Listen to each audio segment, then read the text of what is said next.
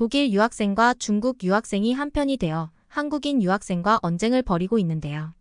이 모습을 지켜보던 영국인 학생은 혼란스러운 표정으로 누구 말이 맞다는 건지 모르겠다는 제스처를 취합니다. 대체 이 강의실 안에서는 무슨 일이 있었던 걸까요? 안녕하세요. 저는 영국에 살고 있는 올리비아라고 합니다. 저는 영국의 유명 대학에서 국제학을 공부하고 있는데요. 이제 반 정도 학교 생활을 해서 전공 관련 지식이 많지는 않습니다. 영국의 대학교에서 처음에는 심화 전공 과목보다는 다양한 과목을 습득하도록 교양 과목 위주로 수강을 듣곤 합니다. 저는 이런저런 궁금한 것들이 많아서 다양한 종류의 교양 과목을 선택해서 들었는데요. 그중 하나가 아시아 문화에 관련된 강의였습니다. 제가 이 강의를 수강한 이유는 요즘 아시아 쪽에서 많은 변화가 일어난다고 들어서 이를 이해해야 저의 전공 실력을 발전시킬 수 있다라는 생각이 들었기 때문입니다. 그래서 아시아 발전과 문화를 중요하게 생각하는 교수님의 강의를 선택했죠. 교수님은 인터넷으로도 접하기 쉽지 않은 다소 낯선 이야기를 많이 들려주셨습니다. 그중 여러 아시아 나라 중에서 가장 많이 언급된 나라가 한국, 중국, 일본이었는데 무척 흥미롭고 재미있었습니다. 저는 이 세 나라 중에서도 한국의 이야기를 가장 좋아했습니다. 교수님은 영국인들이 흔히 접하는 한국의 K-팝과 드라마, 영화 이외에도 다양한 한국 기술과 문화 발전에 대해 소개해 주셨거든요. 그런데 수업을 듣는 학생들 모두가 저처럼 한국의 이야기를 좋아하는 건 아니었습니다. 다른 나라 유학생들 중 독일 유학생 일부는 모든 아시아 국가는 미개하고 가난하고 힘없는 나라라고 주장했는데 특히 한국 이야기만 나오면 굉장히 예민하게 굴었습니다. 한국이 독일하고 국경을 인접한 국가도 아니지만 독일 사람들이 한국 사람을 많이 싫어하는 것은 독일 사람이 직간접적으로 접한 한국 사람들에게서 받은 인상이 썩 좋은 편이 아니라서 그러리라 생각합니다.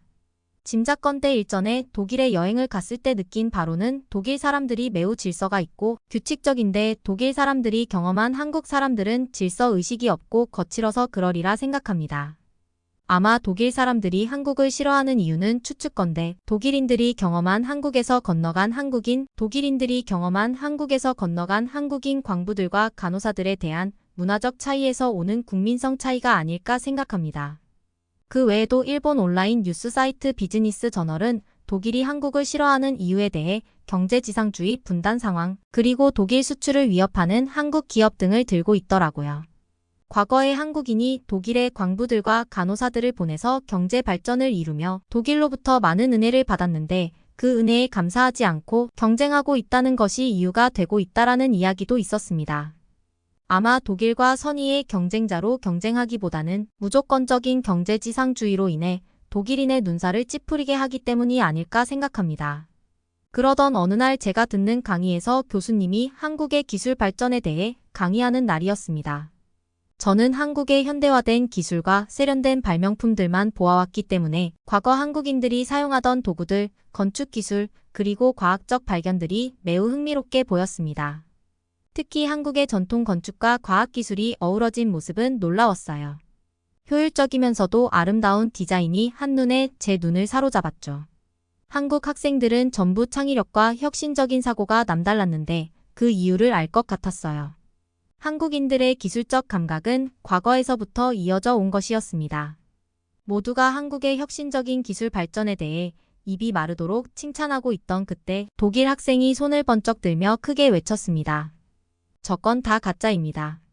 교수님은 무엇이 가짜냐고 물어보았고 독일 학생은 한국이 자신들의 혁신적인 기술이라며 자랑하는 많은 발명품들이 사실은 다른 나라의 아이디어를 모방한 것이라고 주장했습니다.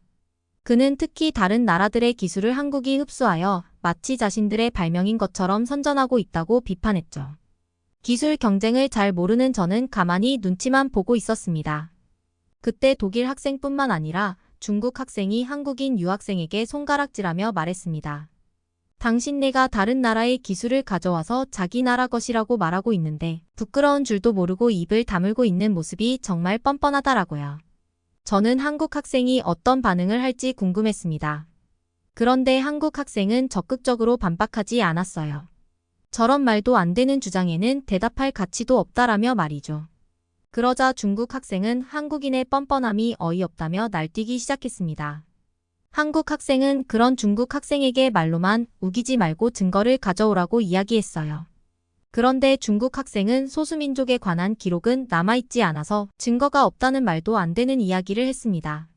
그러자 한국인 학생은 교수님에게 더 이상 대화할 가치가 없을 것 같으니 그냥 강의를 진행해 달라고 부탁했고, 교수님은 다음 강의 시간까지 이를 증명하는 증거를 가지고 오지 않으면 수업을 방해한 대가로 학점에 불이익이 있을 거라고 말씀하셨습니다. 중국 학생은 얼굴이 시뻘개진 채로 씩씩거리며 강의실을 박차고 나갔고, 다음 강의 시간에 그 어떤 증거도 제시하지 못했어요. 하지만 이후로도 중국 학생의 한국 꼬투리 잡기는 계속되었습니다. 계속되는 꼬투리 잡기는 이어졌지만 중국 학생은 제대로 된 증거를 한 번도 제시하지 못했습니다. 반면 한국 학생은 정확한 데이터와 사실에 기반한 자료를 가지고 적극적으로 반박했습니다. 그리고 심지어 중국 유학생은 한국의 고유한 문자인 한글에 대해서도 중국 학생은 한자에서 비롯되었다고 주장했지만 교수님이 직접 한글의 독창성과 고유한 발전 과정을 상세히 설명하며 이를 반박했습니다. 교수님의 설명에도 불구하고 중국 학생은 한국이 자료를 조작하고 세계를 속인다며 계속해서 비난을 이어갔습니다. 이런 모습을 보며 처음에는 중립적인 입장을 취하려 했던 저도 점점 편협한 태도와 근거 없는 주장에 짜증이 나기 시작했습니다. 한국의 기술 발전에 대해 학문적 논의가 이뤄져야 할 강의실에서 한쪽의 큰 소리와 논리 없는 고집만 보이는 상황이 너무나도 답답했습니다. 그러나 이러한 상황 속에서도 변화의 조짐이 보이기 시작했습니다. 중국 유학생의 고집스럽고 근거 없는 주장으로 인해 처음에 한국을 비판하던 독일 유학생들의 인식이 서서히 변하기 시작한 것입니다. 한국 학생들의 명확하고 논리적인 반박, 그리고 교수님이 제시한 신뢰할 수 있는 자료와 한국의 기술 발전에 대한 깊이 있는 설명이 그들의 인식을 변화시키는데 큰 역할을 했습니다. 독일 유학생들은 이러한 근거들을 통해 한국에 대한 보다 객관적이고 정확한 이해를 갖게 되었고, 이는 그들의 생각에 영향을 미치기 시작했습니다. 중국 유학생의 심한 억지와 단정적인 주장이 오히려 역효과를 낳았습니다. 이로 인해 독일 유학생들 사이에서는 한국에 대한 더욱 긍정적인 인식이 형성되었고, 강의실 내에서도 교수님의 중립적이고 근거에 기반한 설명이 더욱 큰 신뢰를 받게 되었습니다. 이를 통해 독일 유학생들 사이에서는 처음에 비판하던 한국 유학생들을 지지하는 상황까지 가게 되었습니다. 중간고사가 끝난 후 강의는 아시아 국가들의 군사 전략에 초점을 맞춰 진행되었습니다. 이 과정에서 자연스럽게 한국의 군사 역량에 대한 논의가 이루어졌습니다. 기술 발전에 대한 이전 수업의 영향으로 학생들은 한국의 군사력에 대해 특히 많은 관심을 보였습니다. 이는 한국이 아직 휴전 상태에 있는 국가라는 사실과 무관하지 않았습니다. 학생들은 한국이 어떤 현대 무기체계를 갖추고 있는지, 그리고 북한과의 군사적 격차가 어느 정도인지에 대해 질문했습니다. 이때 뜻밖에도 중국 출신 학생이 다시 한번 주목을 받으며 발언할 기회를 잡았습니다. 왜 항상 그런 작은 나라의 이야기를 해야 하냐고 말하며 우리는 중국의 군사력에 대해 논의해야 한다고 제안했습니다. 군사력 순위를 넘어서 세계적인 군사 동맹 관계와 같은 더 전문적인 주제에 대한 질문이 오가는 상황에서 들은 이야기가 단지 이것뿐이라니 한국에 대한 부정적인 감정을 가지고 있는 것은 알겠지만 그로 인해 다른 학생들의 지적인 호기심을 완전히 무시하는 태도에 깊은 분노를 느꼈습니다. 참을 수 없어 무언가 말하려고 할 때 교수님이 중국 학생에게 왜 중국에 대해 얘기해야 하는지 질문하셨습니다. 그에 대해 중국 학생은 한국이 세계 군사력에서 6위인 반면 중국은 3위라며 더욱 강력한 국가의 군사 능력에 초점을 맞춰야 한다고 주장했습니다. 전 세계적으로는 3위지만 아시아 내에서는 1위인 만큼 중국의 군사력이 더 주목받아 마땅하다고 언급했습니다. 그 학생은 전쟁 시 동원 가능한 병력 규모가 중국은 7억 명이 넘는 반면 한국은 단지 3,500만 명에 불과하다며 중국의 우월한 군사력을 강조하기 시작했는데 왜 그들의 나라 군사력을 언급하면서 굳이 한국을 비교 대상으로 삼는지 의아했습니다. 중국 학생이 한국과 중국의 군사력을 비교하며 자신만만해했을 때 교수님은 동원 가능한 병력의 수에서 중국이 훨씬 앞서는 것은 사실이지만 한국의 군사적 역량 또한 세계적으로 인정받고 있으며 특히 한국의 역사와 지리적 특성을 고려할 때 한국의 군사 전략을 더욱 심도 있게 다루는 것이 유의미하다고 설명하셨습니다. 이에 중국 학생은 격앙되어 심지어 교수님에게도 불손한 태도를 보이며 목소리를 높였습니다. 중국 학생의 과도한 반응에 저는 그의 말을 제지하고 싶은 마음까지 들었습니다. 또한 그 학생은 만약 한국과 중국 사이에 충돌이 발생한다면 한국이 큰 피해를 입을 것이라고 주장했습니다. 교수님은 이러한 발언에 단지 비웃음을 지으며 그러한 주장에 대한 명확한 근거를 제시해보라고 요구하셨습니다. 중국 학생은 중국의 방대한 군사 자원과 최신 무기 체계에 대해 설명하기 시작했지만 교수님은 여전히 무심한 태도를 유지하셨습니다. 이에 저는 교수님의 반응이 궁금해졌습니다. 중국 학생의 주장은 처음으로 실질적인 근거를 포함하고 있었으며 세계적인 군사력 평가는 매우 엄격한 기준에 따라 이루어지기 때문에 그의 말은 일정 부분 신뢰할 수 있었습니다. 이러한 주장이 사실이라면 한국은 중국의 군사적 힘 앞에서 비교적 열세에 있을 수 있습니다. 교수님은 중국 학생이 흥분하여 발언하는 것에 대해 중국이 인구수에서 우위를 점하는 것은 맞지만 중국이 단 하루 만에 한국을 정복할 수 있다는 생각은 마치 판타지 소설에서나 볼 법한 상상이라고 지적하셨습니다. 중국 학생이 한국을 비판하며 강의가 편향되었다고 주장하고 심지어 교수님이 한국으로부터 금전적 이익을 받았다는 모욕까지 가했습니다. 교수님은 개인적인 감정에 사로잡혀 객관적 사실을 외면하는 것이 얼마나 수치스러운 일인지를 강조하시며 중국 학생의 태도를 단호하게 비판하셨습니다. 교수님이 더 이상 비생산적인 발언을 용납하지 않겠다고 엄중히 경고하시자 마침내 그 학생은 침묵을 지켰습니다.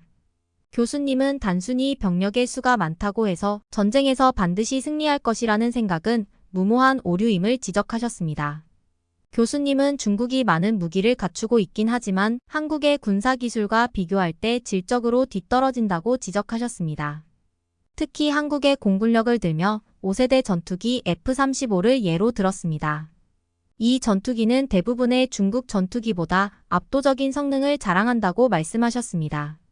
이에 반박하듯 중국 학생은 중국 또한 5세대 전투기 J-30을 보유하고 있다며 교수님에게 더 정확한 정보로 강의를 진행해달라고 요구하며 빈정거렸습니다. 하지만 교수님은 중국의 5세대 전투기가 핵심적인 엔진과 레이더 시스템에서 결함을 가지고 있어 실질적으로 한국의 한 대의 전투기와 맞서기 위해서는 중국의 수십 대가 필요하다고 설명하셨습니다. 또한 중국이 자랑하던 항공모함 개발 사업이 중단된 사실도 언급하셨습니다. 반면 한국은 국방 예산을 증액하고 세계 군사력 순위 4위에 오르기를 목표로 하고 있었습니다. 이에 중국 학생은 한국이 국방비를 증가시킨다고 해서 냉소적인 반응을 보였습니다. 그들은 그런 노력이 결국 헛될 것이라고 비꼬았습니다. 이에 대해 교수님은 유럽의 나토 멤버국 중 하나인 폴란드가 자국 군대의 현대화를 위해 한국의 무기 시스템을 대거 도입하고 있다는 뉴스 기사를 학생들에게 보여주셨습니다. 폴란드가 여러 나라 중에서도 한국의 무기를 선택한 것은 한국의 무기 제조 속도와 품질이 세계적 수준에 있기 때문이라고 했습니다. 실제로 한국에서 제조된 무기는 제작 속도가 빠르면서도 영국에서 생산되는 최상급 무기에 견주어도 전혀 손색이 없는 성능을 자랑합니다. 이 사실을 통해 교수님은 중국 학생에게 한국의 군사 기술력과 무기 시스템의 우수성에 대해 재고해보라고 권하셨습니다. 하지만 중국 학생은 불편한 기색을 숨기지 못하며 한국의 군사력 증강을 전쟁 준비의 일환으로 비난하며 한국이 적국을 위협하고 민간인을 해치는데 그 목적이 있다고 주장했습니다. 반면 중국은 아시아의 거대한 국가로서 주변 국가들을 보호하고 지키는 데에 군사력을 활용한다고 말하며 자신의 나라를 옹호했습니다. 그 순간 한국 학생이 중국 학생의 주장을 완전한 낭설이라며 답답해했습니다. 그는 한국과 중국의 영토 크기를 비교하며 작지만 한국이 역사를 통해 1000번 이상의 전쟁을 겪었다는 사실을 밝혔습니다. 더욱 놀라운 것은 그중 절반 이상이 중국의 침략이었다는 점이었고 반대로 한국이 중국을 침략한 적은 한 번도 없었다는 점이었습니다. 한국 학생은 한국이 수세기에 걸쳐 자국을 방어하기 위해 군사력을 강화해온 반면 중국은 침략 목적으로 군사력을 확장해왔으며 현재도 여러 국가와 영토 분쟁을 일으키고 있다고 지적했습니다. 강의실의 분위기는 한국 학생의 발언에 동조하는 쪽으로 기울었고 중국 학생들만이 예외였습니다. 이러한 역사적 사실 앞에서 저는 한국이 수많은 침략에도 불구하고 결코 멸망하거나 정복당하지 않은 점에 깊은 인상을 받았습니다. 교수님의 수적 우위가 전부가 아니다라는 말이 한국의 역사를 통해 명확히 증명되었습니다.